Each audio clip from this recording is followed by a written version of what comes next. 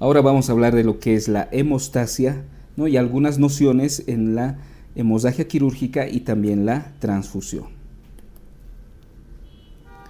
Bueno, el concepto de hemostasia, como sabemos, es ese proceso fisiológico que sirve para poder controlar lo que es el sangrado a nivel de los vasos sanguíneos. Este proceso de hemostasia, en resumen, tiene 4 pasos. El primer paso vendría a ser la vasoconstricción, una vasoconstricción local, guiada más que todo por factores locales como el tromboxano, de igual manera por el sistema simpático, ¿no? Esta vasoconstricción va a tener mayor eficacia cuando el corte o la herida en el vaso sea transversal. Por lo tanto, esta vasoconstricción va a poder ocluir totalmente y ayudar en el control de la hemorragia. El segundo punto estaría dado por lo que es la formación del tapón plaquetario, ¿no? Como vemos aquí, esa reunión de plaquetas que van a empezar a juntarse para poder ocluir esa lesión vascular. Posteriormente vendrá la coagulación con sus 2 vías que se van activando a manera de cascada, y por último la fibrinolisis. Esta fibrinolisis, si vemos ahí que ya hay un coágulo, la fibrinolisis sirve para que ese coágulo se disuelva y el torrente sanguíneo pueda volver a pasar normalmente con su flujo adecuado. Bueno, ya habíamos visto un poco de lo que es la vasoconstricción, hablaremos un poco ahora de lo que es el tapón plaquetario, ¿no? El tapón plaquetario, ¿no?, como su nombre lo indica, involucra mucho a lo que son las plaquetas. En primer lugar, las plaquetas se van a empezar a adherir, se activarán y posteriormente se agregarán. La adhesión plaquetaria, si vemos la diapositiva, ¿no?, en la parte inferior, ¿no?, vemos que hay un factor, el factor de von Willebrand, que vendría a ser este, que sirve como un puente entre lo que es la plaqueta y el colágeno subendotelial, ¿no? Aquí hay un colágeno, ¿no? Vean cómo este vaso sanguíneo se ha lesionado y el colágeno que está por debajo del endotelio queda expuesto, ¿no? Entonces el factor de von Willebrand es ese puente entre este colágeno y la plaqueta, y esta plaqueta, para unirse a este colágeno por medio del factor von Willebrand, tiene la glucoproteína 1B, ¿no? Entonces es así como la plaqueta se empieza a adherir a ese colágeno, ¿no? Y esta adhesión por el momento todavía sigue siendo un fenómeno reversible, ¿no? La activación, esta plaqueta ya adherida se empezará a activar, ¿no? Empezará a cambiar de forma, se empezará a hinchar un poco más, a volverse más globular e empezar a emitir unos pseudópodos para unirse con las otras plaquetas. Además, cuando una plaqueta está activada, empieza a liberar unos gránulos plaquetarios ricos en ADP, ricos en calcio, que de igual manera participan en el proceso mismo de la hemostasia y también la coagulación. Y hablemos un poco ahora de la agregación plaquetaria, ¿no? Mediante sus pseudópodos, y ya como hay varias plaquetas en el mismo lugar, se empiezan a agregar en sí, es decir, a unirse íntimamente estas plaquetas activadas mediante una proteína importante, la glucoproteína 2B 3A. Esta, por ejemplo, vemos en la imagen, esta es la glucoproteína 2B3A en una plaqueta, y aquí tenemos la misma proteína, glucoproteína 2B3A, en la otra plaqueta, ¿no? Entonces, estas proteínas detectan lo que es la fibrina en sí, y se crean puentes ya, pero entre las mismas plaquetas. Ese es el fenómeno de agregación, que ya vendría a ser un fenómeno irreversible. Bueno, ahora hablaremos un poco de lo que es la coagulación. La coagulación es una cascada, ¿no? En sí, ya tenemos el trombo plaquetario ahí formado. El proceso de coagulación sirve para que como último resultado se forme una red de fibrina que amase, si vale el término, a ese trombo plaquetario que se ha formado, ¿no? Y se tenga un coágulo todavía más estable, un coágulo propiamente dicho. Entonces, esta coagulación, para que todo eso suceda, tiene las siguientes vías: una vía extrínseca, una vía intrínseca, que ambas confluyen en una vía común, ¿no? Empezaremos a mencionar rápidamente en qué consiste lo que es la vía extrínseca, ¿no? Ante cualquier traumatismo tisular, ¿no?, vascular, se empieza a liberar el factor tisular, ¿no? Es el factor número 3. Este factor número 3 activará al factor número 7, ¿no?, que luego este factor 7 activado activará al factor 10. ¿no? Ahora empecemos por la parte intrínseca, ¿no? Como están viendo, comienza todo esto con la activación del factor 12, el factor 11, el factor 9, el factor 8, y este último eslabón, este factor 8 activado, de igual manera, estimulará la activación del factor 10. Entonces, ambas vías, intrínseca y extrínseca, confluyen en lo que es el factor 10. Este factor 10, gracias al calcio que las plaquetas están liberando, se activa, ¿no? Y ya empieza ahí la activación de la vía común. Este factor 10, algo importante, ¿no? Aquí, más el factor 5, ¿no? El mismo factor 10 activado y el calcio, ¿no? Y los fosfolípidos respectivos, se va a activar y va a hacer que la protrombina o factor 2 se convierta en trombina o factor 2 activado. Y esta trombina va a facilitar la conversión de un fibrinógeno a fibrina, ¿no? Que es lo que nosotros queríamos. Ya tenemos una primera red de fibrina, ¿no? Pero aún esta red es inestable, no se puede romper o no puede englobar muy bien a todo el trombo plaquetario anteriormente formado. Para esto hay un factor, el factor 13, el factor estabilizador de la fibrina, que une de mayor manera a los monómeros de fibrina, las hace más estables, ¿no? Y forma los polímeros de fibrina, y ya es una red más firme, que esta sí engloba todas las plaquetas anteriormente adheridas, ¿no? Y se forma lo que es el coágulo. Entonces, de manera general, este vendría a ser el proceso de coagulación. Bueno, y de cualquier manera necesitamos algo, ¿no? Que como último paso, ese coágulo que se ha formado, ¿no? Después de haber controlado la hemorragia, ese coágulo desaparezca, ¿no? Vendría a ser el proceso de fibrinolisis, ¿no? Entonces, para realizar este proceso de fibrinolisis, especialmente se encuentra lo que es el plasminógeno, que se activa y se convierte en plasmina, y esta plasmina es la que va a empezar a alisar, va a empezar a destruir el coágulo que se ha formado, ¿no? Y como producto de esa destrucción de ese coágulo o coágulos que se pueden formar, se empiezan a liberar productos de degradación de la fibrina, especialmente el dímero D, ¿no? Entonces, valores elevados de dímero D nos indican que nuestro cuerpo estaría sufriendo mucha fibrinolisis, tratando de eliminar cualquier coágulo que se ha formado, por ejemplo, en casos de tromboembolismo pulmonar, por ejemplo, ¿no? De cualquier manera, ahí tenemos algunos otros factores que están relacionados con esta acción del plasminógeno, la plasmina, ¿no? Tenemos al factor tisular, ¿no? Que activa el plasminógeno, ¿no? Tenemos de igual manera a lo que es la antitrombina 3. Recordemos que la antitrombina 3 se une a la heparina, y esto hace, ¿no? Que su acción sea más eficiente. Entonces, la heparina se une a la antitrombina 3 para mejorar esa función, ¿no? Anticoagulante.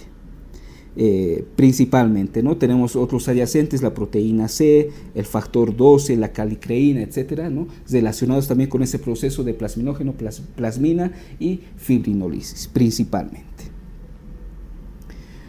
Bueno, vamos a empezar ahora con ese breve recuerdo fisiológico a hablar de lo que es la transfusión, ¿no? Generalmente antes de transfundir, ¿no? A los pacientes se les realizan unas reacciones cruzadas, o también llamadas pruebas cruzadas, y la tipificación del grupo sanguíneo, ¿no? Estas reacciones cruzadas hacen que los hematíes, es decir, los glóbulos rojos del donante, ¿no? Se unan al plasma, al suero del receptor, ¿no? Y verificar si existen o no ahí compatibilidades, ¿no? Que permitan la transfusión correspondiente. Y recordemos, ¿no? Que los grupos sanguíneos O, el grupo sanguíneo O, por ejemplo, es conocido como el donante universal, y el grupo sanguíneo AB es conocido como el receptor universal. De cualquier manera, también existe la tipificación RH, y es recomendable que todos los pacientes que tengan un grupo RH negativo reciban una sangre RH negativa. Si no se cuenta, se puede colocar una sangre RH positiva, ¿no? En último caso, exceptuando a las mujeres que estén en edad fértil, esto por el riesgo de eritroblastosis fetal, ¿no? Bueno, vale destacar que realizar estas reacciones cruzadas anteriormente mencionadas es un poco difícil en pacientes que ya hayan recibido muchas transfusiones o que sean portadores de una anemia hemolítica. Ahora también actualmente se está hablando de lo que son las transfusiones autólogas, ¿no? Es decir, utilizar la misma sangre del paciente para transfundirse, ¿no? ¿En qué pacientes podemos indicar este tipo de transfusiones? En aquellos pacientes que tengan una hemoglobina de mayor de 11 o un hematocrito de más del 34%, ¿no? En estos tipos de pacientes, ¿no?, se empieza a recuperar la misma sangre de estos. Por ejemplo, la primera recuperación es a los 40 días antes de su cirugía y la última recuperación 3 días antes de su cirugía, ¿no? Una vez ya contenidas o recuperadas la misma sangre del paciente, las donaciones se harán al mismo paciente entre 3 a 4 días, 5 unidades como máximo, y generalmente esto se acompaña de eritropoyetina, que también se da y mejora la respuesta del paciente.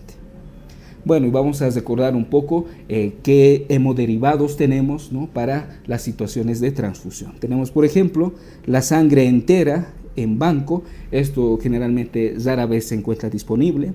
Luego tenemos la sangre fresca entera, ¿no? Su nombre indica, encierra todos los componentes de la sangre: plasma, glóbulos rojos, glóbulos blancos, plaquetas, y es una sangre fresca que generalmente se utiliza 24 horas después de haber sido donada, ¿no? Y generalmente esto se puede utilizar en pacientes politraumatizados, ¿no?, que estén con algún riesgo de coagulopatía, y mejora especialmente la actividad de la coagulación en estos pacientes.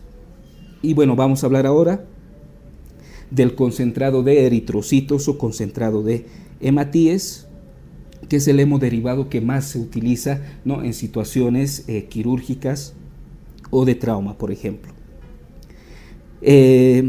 Algo importante sobre este concentrado de eritrocitos es que disminuye las reacciones que el plasma sanguíneo contenido puede causar en el receptor.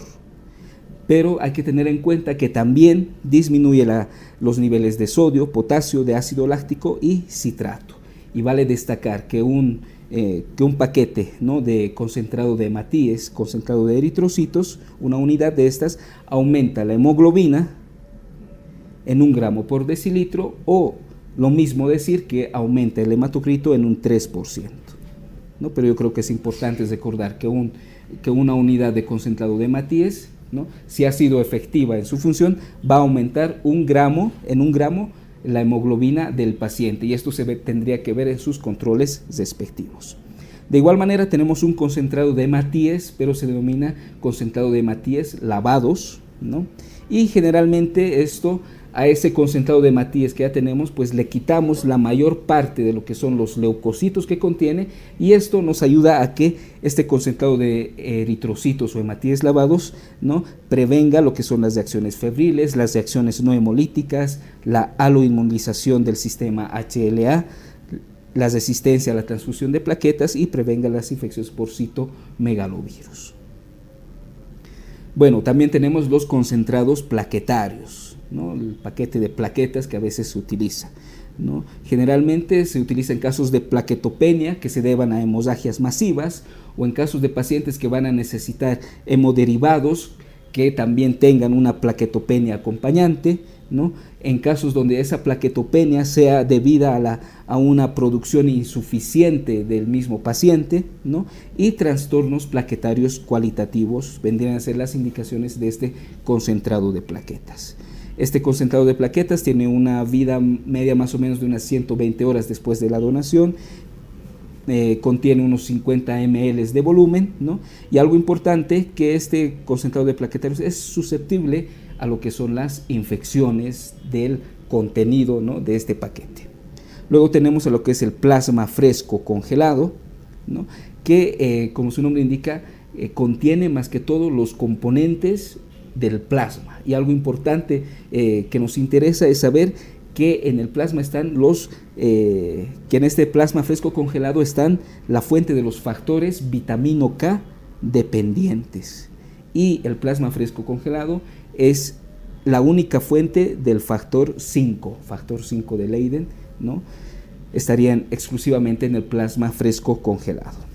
De igual manera, este plasma fresco congelado sirve de manera inicial, ¿no?, en las de animación de control de daños, ¿no?, un término nuevo que también se está utilizando, que lo vamos a analizar posteriormente. Hay otro tipo, un derivado, ¿no?, es el plasma liofilizado, que tiene un mayor tiempo de vida media y pues de igual manera tiene los mismos riesgos de contaminación e infección dentro de este paquete. Bueno, y de manera general, ¿no?, vamos a hablar de algunas deficiencias, ¿no?, de factores de coagulación que a veces presentan los pacientes. Vamos a mencionar los más importantes simplemente. Vamos a hablar de lo que son las hemofilias y de la enfermedad de von Willebrand. Dentro de las hemofilias tenemos principalmente a la hemofilia A y a la hemofilia B. La más importante dentro de las hemofilias, la más frecuente, la hemofilia A, que se debe a un déficit del factor 8. ¿No? Hay concentraciones bajas de este factor 8, y la hemofilia B se debe a un déficit del factor 9, y la hemofilia B también es llamada enfermedad de Christmas. Bueno, ¿cuál va a ser la clínica de las hemofilias? ¿No? Las hemofilias se van a caracterizar por dar hemorragias espontáneas que pueden llegar a ser graves. Algo también característico es la hemorragia dentro de las articulaciones, lo que se denomina hemartros. De igual manera pueden formar estos pacientes hematomas grandes, ya sean intramusculares, hematomas incluso retroperitoneales, y causar por lo tanto muchas hemorragias, ya sean digestivas, genitourinarias y retrofaringeas. Algo importante para el diagnóstico, que el tiempo de tromboplastina parcial activada se va a encontrar elevada, pero la función plaquetaria y por lo tanto el tiempo de hemorragia van a ser normales, al igual que el tiempo de protrombina. Generalmente las hemofilias, ¿no?, el paciente puede referir alguno de los síntomas que hemos mencionado, ¿no?, pero generalmente el diagnóstico de las hemofilias a veces se puede dar después del primer procedimiento quirúrgico menor al que se haya sometido el paciente. Por ejemplo, una extracción dentaria, una amigdalectomía, que en su postquirúrgico causa mucha hemorragia, ¿no?, y se hacen los estudios respectivos, y recién después de esto se llega al diagnóstico de una hemofilia. Bueno, y la otra enfermedad vendría a ser lo que es la enfermedad de von Willebrand. Como su nombre lo indica, esto se da porque hay concentraciones menores de este factor, del factor de von Willebrand. Y recordemos, ¿no?, este factor de von Willebrand participa especialmente en lo que es la adhesión de las plaquetas, que anteriormente habíamos explicado, ¿no? De igual manera tiene cierta funcionalidad en lo que es la agregación plaquetaria, pero en un flujo turbulento, ¿no? Y vale destacar que el factor de von Willebrand transporta al factor 8 de la coagulación, ¿no?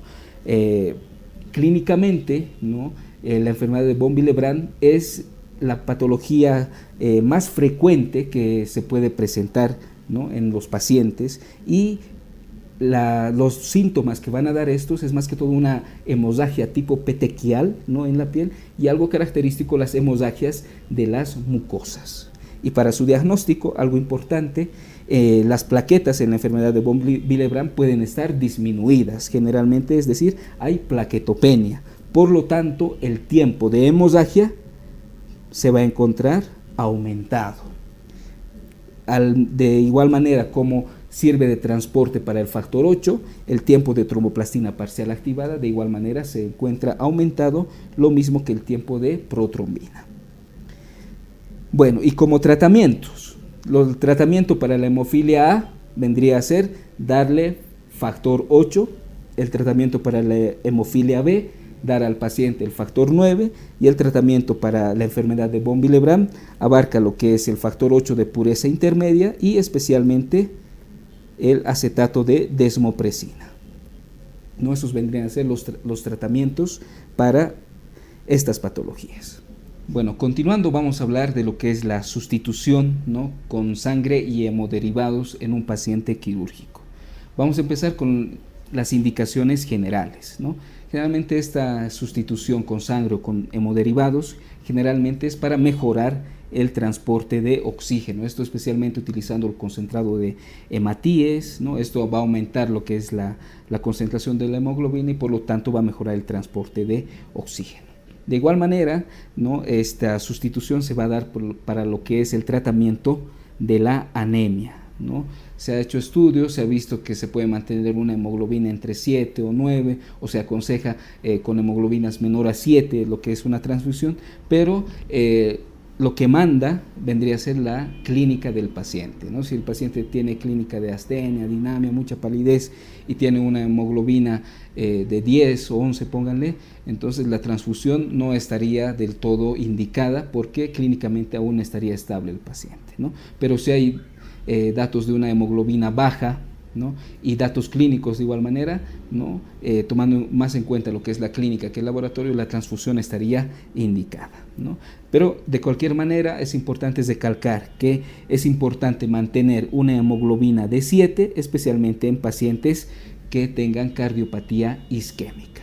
Bueno, y generalmente siempre relacionamos los valores de la hemoglobina y del hematocrito, ¿no? Con la cantidad de la hemorragia, pero vale destacar también que en una hemorragia muy aguda, ¿no? Esto no sucede tanto así. ¿Por qué? Porque los valores de hemoglobina y hematocrito en una hemorragia muy aguda pueden permanecer normales a pesar que el paciente haya perdido mucha sangre.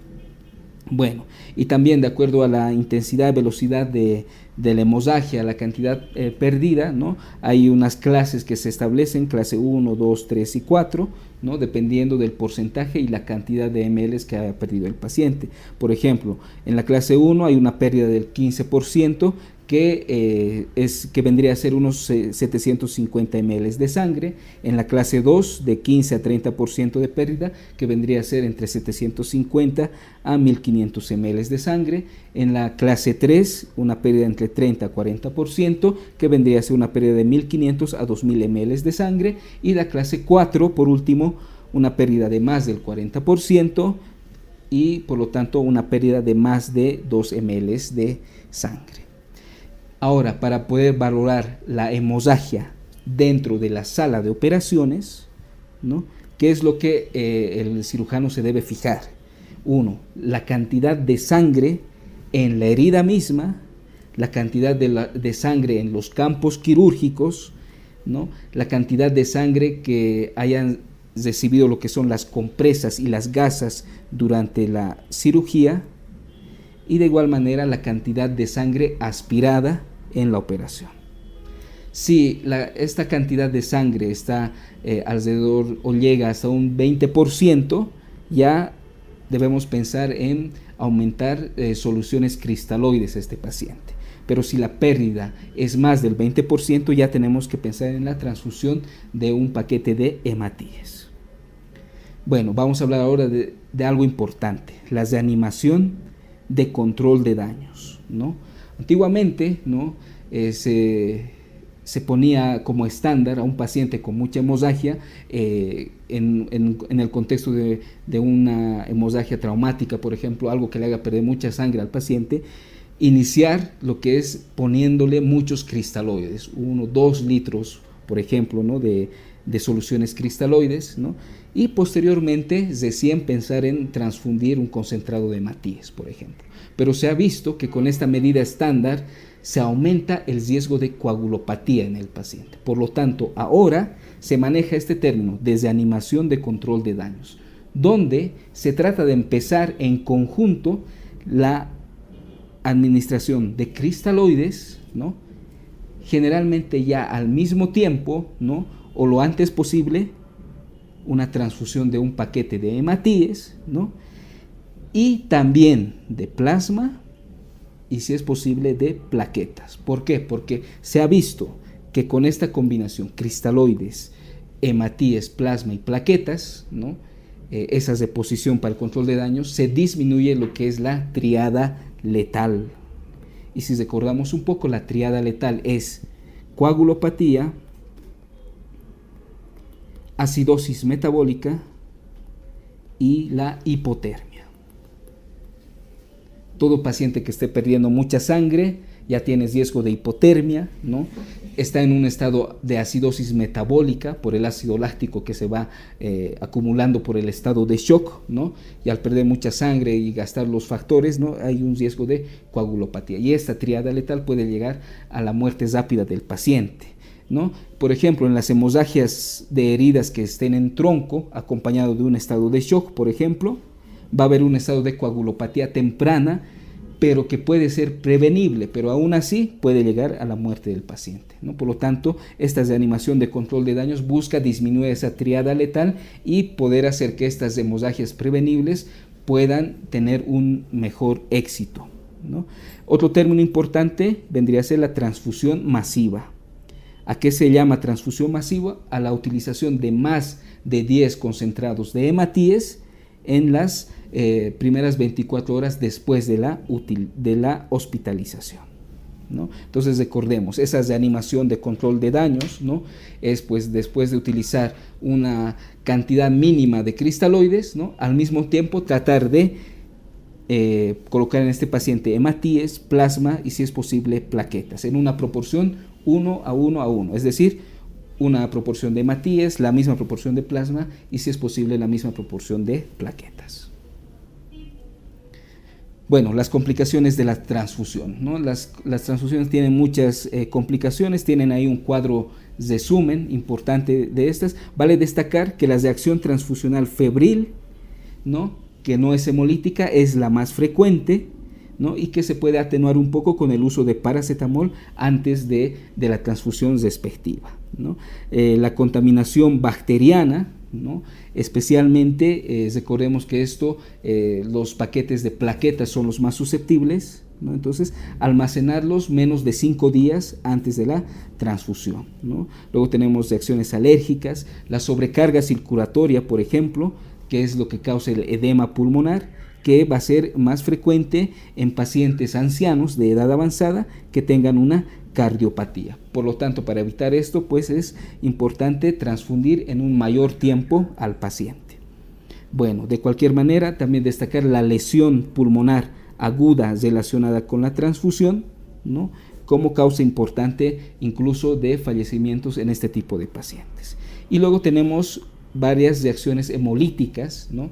Que pueden ser agudas y crónicas. Las más importantes, las reacciones hemolíticas agudas, porque son muy letales, ¿no? Estas cursan con fiebre, hipotensión, coagulación intravascular diseminada, hemoglobinuria, hemoglobinemia, necrosis tubular aguda, porque la hemoglobina se va a precipitar dentro de los túbulos, ¿no?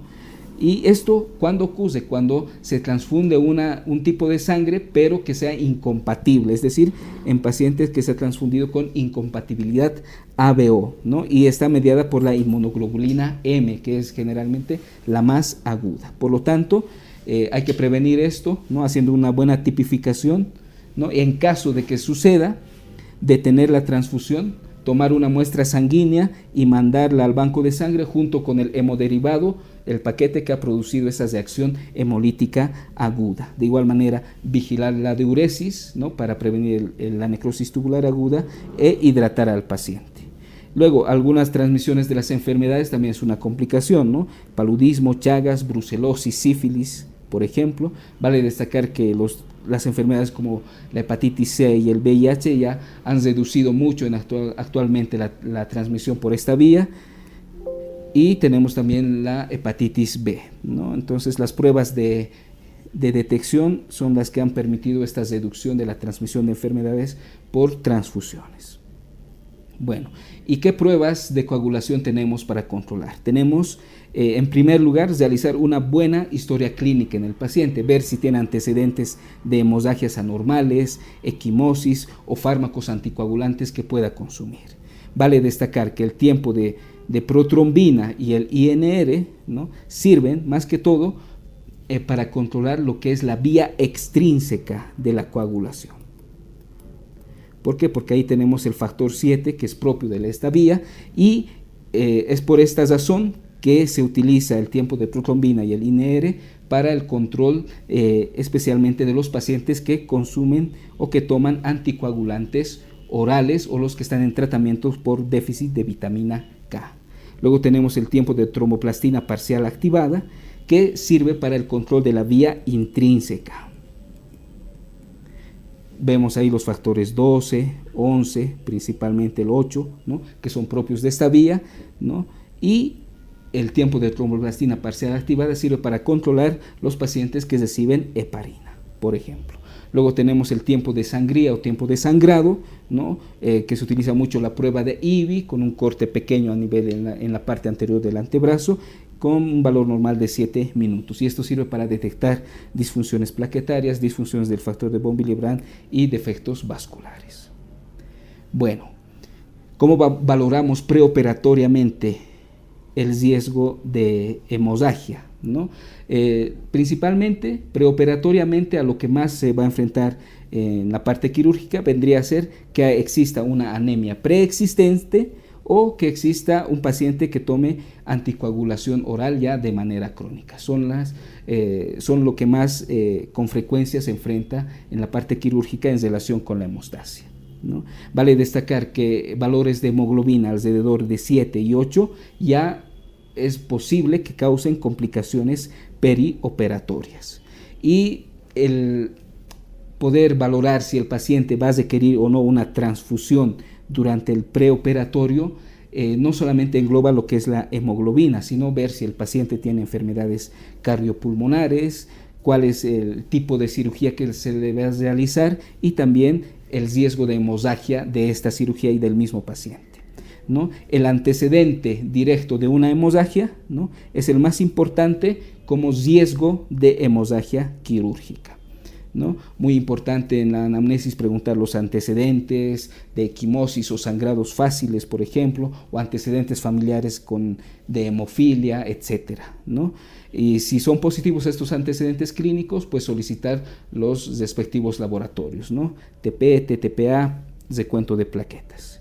Bueno, y en el intraoperatorio y en el posoperatorio, cuando sucede un sangrado en el mismo momento de la cirugía o posteriormente a esto, generalmente se debe a una hemostasia ineficaz, a la misma transfusión con defectos de hemostasia que no han sido detectados, ¿no?, una coagulopatía por consumo y fibrinolisis, ¿no? Son las causas principales, pero esto ya en el intraoperatorio y en el posoperatorio.